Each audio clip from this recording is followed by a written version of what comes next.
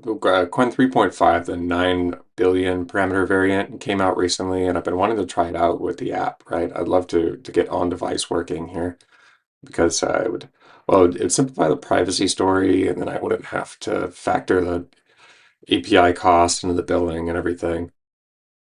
So here it is on the marquee feature. I've run the transcript. I cleaned up maybe like 2 minutes of transcript here. Um, Here are the results. This is with thinking disabled. It's a critical thing to note when I'm building a parameter model. I mean, that wasn't really a question, so it's already kind of failed here. Okay, so first problem we're having, right, is that these talking points are more a summary of the transcript. And this is a problem that we have with most of the models we've tested, right? It's really hard for models, it seems, to be able to suggest original things. Um, they all want to they're all great at summarizing, but trying to get them to suggest things that haven't been discussed yet, that's a real trick for him. 10-12 seconds on the on an M1 Max, right? I mean, this hardware is getting a little bit older, so I had Claude estimate what how it would run on an M5 Pro. Most people probably don't have the Pro, right? I mean, I don't know how much that is, but most people just probably have the MacBook with M5 variant, right? If they've upgraded recently. So even if they're running a Pro, right, this is going to take 5-6 seconds, right?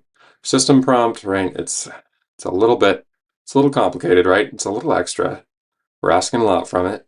We could potentially simplify the system prompt, right? We would lose a little bit of functionality, but we would get on device. But I'm not sure we're even really very close to being able to run this operation on device yet, unfortunately. Right. Also, look, we're taking taking up 7 gigs of RAM right now just to have that Qwen model sitting there. So that's pretty rough. Not a lot of people would really be okay with that, right? It would create some memory compression. Things might end up getting moved in and out of swap. There would be a noticeable slowdown for the vast majority of people, unless you spend an extra, 400-600 bucks on RAM. All right, try to do a little bit of performance tuning here. I don't think we have any kind of major issues that would be significantly slowing this thing down. One thing to note is that it does work pretty well for grammar correction on device. So, we have a speech to text feature in the app. I just have to cram in there, and it works pretty well for that. But so does Apple's on-device model. So why would we ship with Qwen?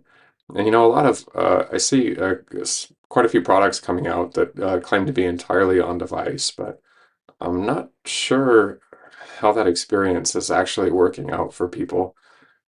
So I don't know. It makes me insecure every time I see one of these, but I don't think we're quite there yet for on device, sadly.